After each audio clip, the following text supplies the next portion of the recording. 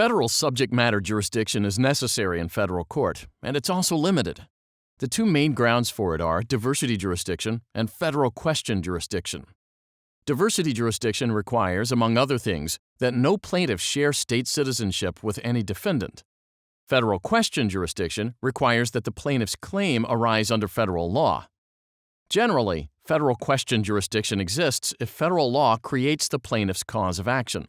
But when, if ever, can a state law claim support federal question jurisdiction?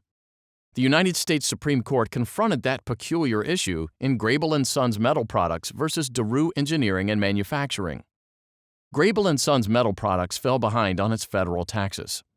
The Internal Revenue Code allows the IRS to seize and sell taxpayer property to satisfy delinquent taxes, but only after giving proper notice.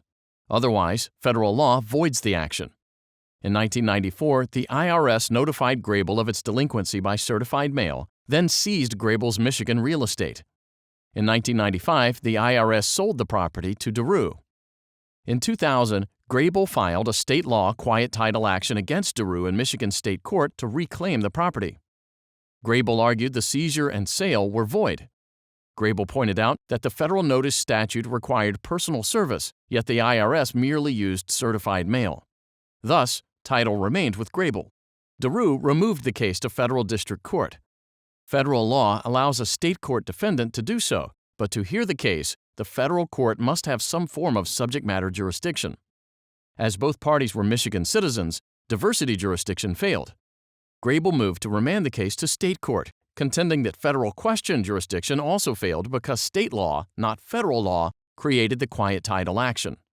The district court denied the motion. It held that federal question jurisdiction existed because Grable's state law claim actually depended on a question of federal law, namely, whether certified mail was sufficient notice for seizing property under the Internal Revenue Code. On appeal, the Sixth Circuit affirmed. The United States Supreme Court granted cert